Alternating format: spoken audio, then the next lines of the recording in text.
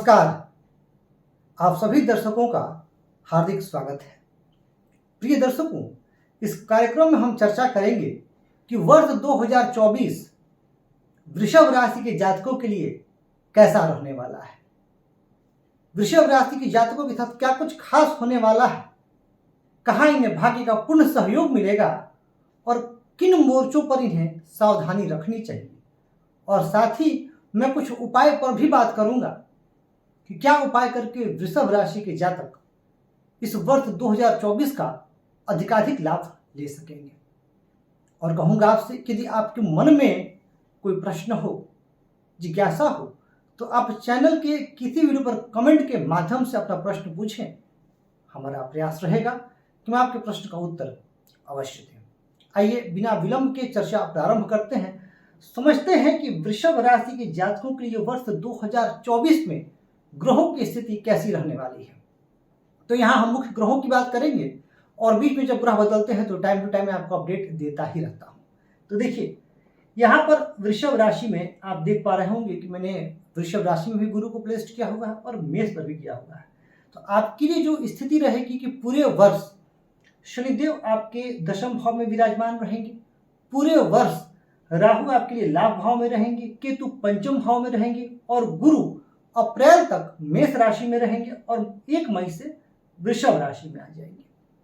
अब इसको हमें दो भागों में पहले समझना होगा, एक अप्रैल से पहले तक की सिचुएशन और फिर अप्रैल के बाद मई से क्या होगा। तो देखिए, अप्रैल तक जो स्थिति रहने वाली है, क्योंकि गुरु आपके लाभेश होकर के व्यय भाव में बैठे हुए हैं, तो इस समय आपके धन का व्यय होगा, कुछ मानसिक चिंताएं रहेंगी और धन का जो व्यय होगा वो आपको आपकी यात्राओं में ज्यादा होगा, धार्मिक कार्यों में होगा और कुछ धन का हिस्सा जो है आपके कोर्ट कचहरी लिटिगेशंस रोग ऋण इत्यादि में भी होगा।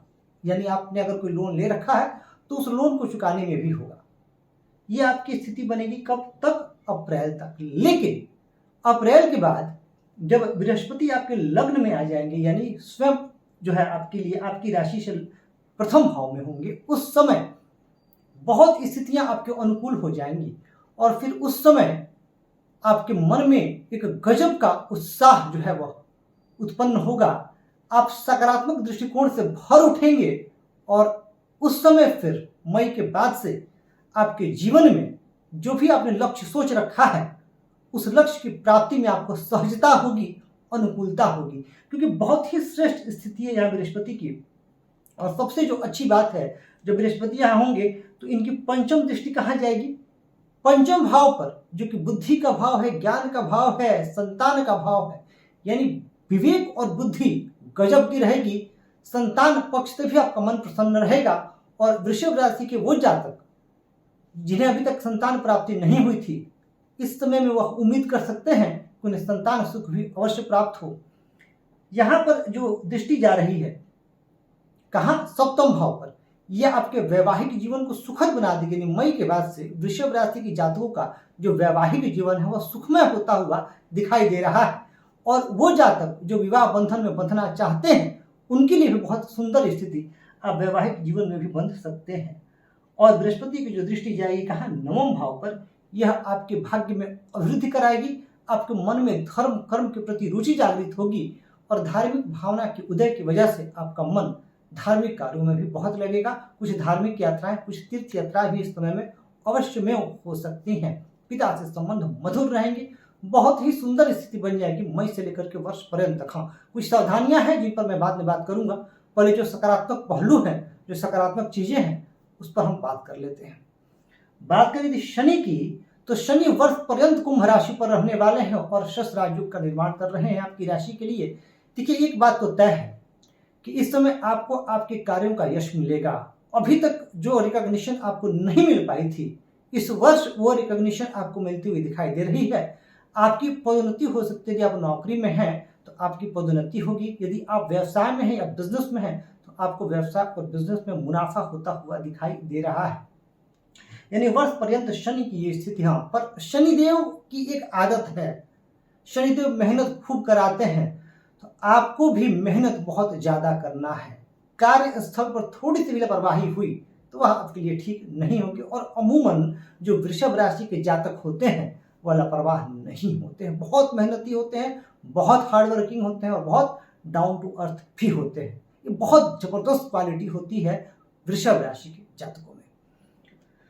बात करते हैं राहु की। अच्छा, लाभ भाव में जो राहु की स्थिति है निस्संदेह जबरदस्त स्थिति है। लाभ भाव में राहु बहुत अच्छे परिणाम देते हैं। लाभ भाव में राहु की स्थिति आपके लिए लाभ के कई अवसर लेकर के आएगी, परंतु राहु की जो दृष्टियां हैं, खास करके जो राहु की तृतीय भाव पर दृष्टि जा रही है, ये भाई बहनों से संबंध में कुछ मनमुटाव इत्यादि भी दे सकती है। इसका भी आपको ध्यान रखना चाहिए। वृषभ राशि के वो जातक जो प्रेम संबंधों में है, उनके लिए यह समय थोड़ा कठिन सिद्ध हो रहा है। इस समय में आपको सावधानी रखनी है। आपको अपने प्रेम जीवन में बैलेंस बना करके चलना है, क्योंकि राहु और केतु का ये एक्सिस आपके लव लाइफ के लिए बिल्कुल भी अच्छा नहीं है। दूसरों की वजह से अपने रिश्तों पर आंच मत आने दीजिएगा। शक का शिकार मत होइएगा, गलतफहमी का शिकार मत होइएगा। मन में अगर कोई बात आ जाए तो बातचीत करके उसको निपटाने का प्रयास कीजिएगा, अदरवाइज आपके लव लाइफ में दिक्कत हो सकती है। छोटी मोटी बीमारियां, संतान के प्रति भी आपको चिंतित रखेंगी, लेकिन मई से जो बृहस्पति की दृष्टि आएगी उस समय अनुकूलता आएगी और मई के बाद से जो लोग लव लाइफ में भी हैं उनके जीवन में भी अनुकूलता आती हुई दिखाई दे रही है। अब अगर बात की जाए शनि की दृष्टि की, तो शनि की दृष्टि व्यय भाव पर जाएगी, कुछ व्यय कराएगी आपको। शनि की दृष्टि आपके चतुर्थ भाव पर जाएगी, जो कि शनि की शत्रु दृष्टि होगी। उस स्थिति में आपको भूमि, भवन, वाहन से संबंधित सावधानियां रखनी होगी। वाहन चलाते समय सावधानी रखना होगा। किसी भी भूमि विवाद को इग्नोर कीजिएगा। किसी भी लिटिगेशन में आने से पहले 10 बार सोचिएगा। यह समय आपके लिटिगेशन में आने के लिए अनुकूल नहीं है। आपका जो पूरा फोकस होना चाहिए वो यह होना चाहिए कि आप अपने कार्य पर फोकस करें। इसके अलावा बहुत ज़्यादा किसी भी चीज़ में आप उलझिएगा मत।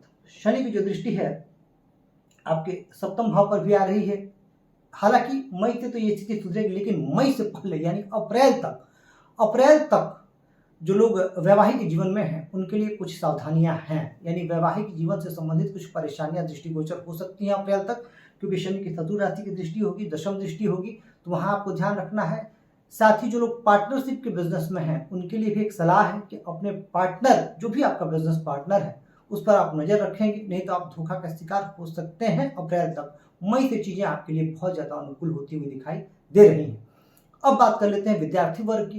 देखिए, विद्यार्थी वर्ग के लिए अगर देखा जाए तो मई के बाद का समय बहुत बेहतर है। मई के बाद अगर आप कॉम्पिटिटिव एग्जाम्स की तैयारी करते हैं तो उसमें पूर्ण सफलता का योग बना हुआ है, क्योंकि जब मई में 1 मई को जब बृहस्पति यहाँ आ जाएंगे तो बृहस्पति की दृष्टि जाएगी। हालांकि केतु का एक स्वभाव है, केतु जिस भाव में बैठते हैं उस भाव से संबंधित विरक्ति देते हैं। तो अभी वृषभ राशि के कुछ जातकों का मन पढ़ाई में नहीं लग रहा है।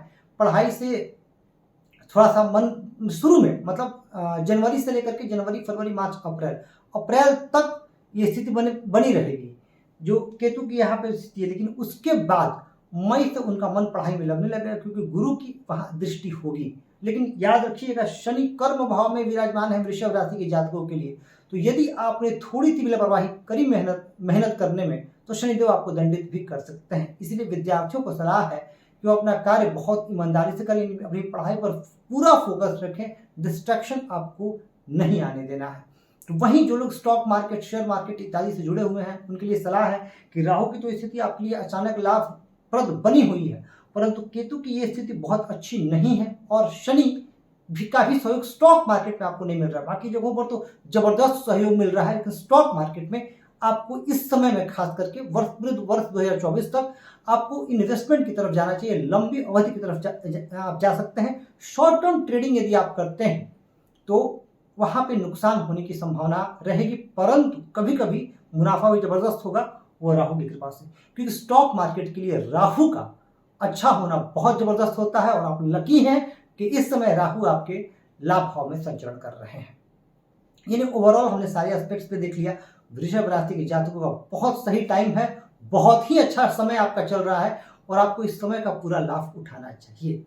अब आ जाते हैं आपको सावधानी कहाँ कहाँ रखनी चाहिए, किन मोर्चों पर आपको सावधान रहना है। तो देखिए, सबसे जो पहली बात है, राहु एकादश में और केतु पंचम में होते हैं, तो निसंदेह एकादश में राहु स्थित होकर के महत्वाकांक्षाओं की पूर्ति तो कराते हैं, लेकिन कई बार आपके अपने ही संबंधियों से सावधान रहना होता है।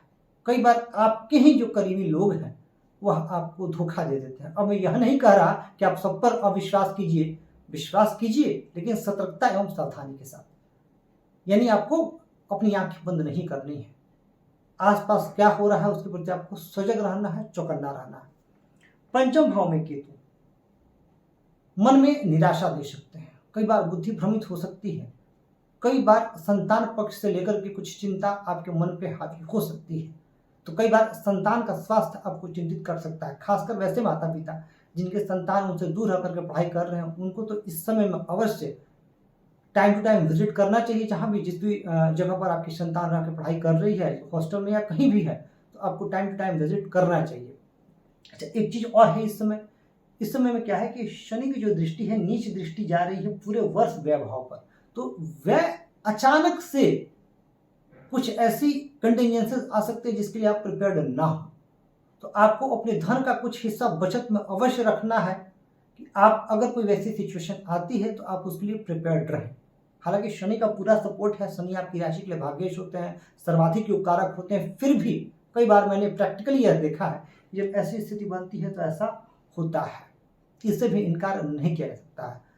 लग्न में जब गुरु आएंगे तो गुरु निसंदेह आपके लिए बहुत श्रेष्ठ रहेंगे, लेकिन फिर भी शत्रु राशि पर होंगे। तो शत्रु राशि पर होने की वजह से अगर आपको पेट से संबंधित या लीवर से संबंधित कोई भी परेशानी हो, या आपको लगे कि कोई भी छोटी मोटी स्वास्थ्य संबंधी समस्याएं आ रही हैं, तो आपको उसको इग्नोर नहीं करना चाहिए। लग्न में गुरु बहुत सारे अच्छे क्वालिटीज देते हैं, लेकिन एक चीज हो जाती है, जब लग्न में गुरु होते हैं तो जातक बहुत ज़्यादा कॉन्फिडेंट हो जाता है, आशावादी हो जाता है, और कई बार जो रवैया है वह आदेशात्मक हो जाता है, क्योंकि गुरु को लगता है कि उन्हें ज्ञान देना चाहिए। तो कई बार आप बिना मांगे सलाह भी लोगों को दे दिया करेंगे, जो कि आपके लिए उचित नहीं रहेगा। इस समय में आपको अवॉइड करना है। और बाकी अगर ओवरऑल देखा जाए तो आपके लिए समय अनुकूल है, समय अच्छा है। आप इस समय का बेहतर लाभ लेने के लिए कुछ उपाय करें, जो मैं बता रहा हूँ। आप माँ लक्ष्मी के मंत्र का या कनकधारा स्तोत्र शीर्ष कोई भी एक मंत्र ले लें या कोई एक पाठ ले लें, और आप माँ लक्ष्मी की शरण में खूब पाठ करें, आपके लिए बहुत फायदेमंद होगा। और दूसरी बात है कि गाय को जितना ज़्यादा हो सके, खासकर बुधवार के दिन, हरा चारा या गुड़ और रोटी खिला दिया करें। जितना ज़्यादा आप गौ माता की सेवा करेंगे, उतना ज़्यादा आपके लिए यह समय अनुकूलता लेकर के आने वाला होगा। वर्ष पर्यंत आपके लिए ग्रह स्थितियां अनुकूल बनी हुई हैं। अप्रैल तक कुछ परेशानी है मानसिक, लेकिन जैसे ही बृहस्पति लग्न में आएंगे और मस्तिष्क से उनका संबंध बनेगा, आपके स्वास्थ्य से संबंध बनेगा, चीजें आपके लिए उत्तरोत्तर अनुकूल होती जाएंगी। तो प्रिय दर्शकों, ये हमने समझा कि पूरा वर्ष 2024 वृषभ राशि के जातकों के लिए कैसा रहेगा। और कहूँगा आपसे कि आपके मन में भी कोई प्रश्न हो तो वह पूछें। और बड़ी खुशी होती है जिस तरीके से आप लोग चैनल को लाइक और सब्सक्राइब कर रहे हैं। मैं हृदय से आप लोगों का आभार व्यक्त करता हूं, और इसी तरह चैनल को लाइक, सब्सक्राइब और शेयर करके हमें अपना प्यार और स्नेह देते रहें। इस कार्यक्रम में इतना ही। धन्यवाद।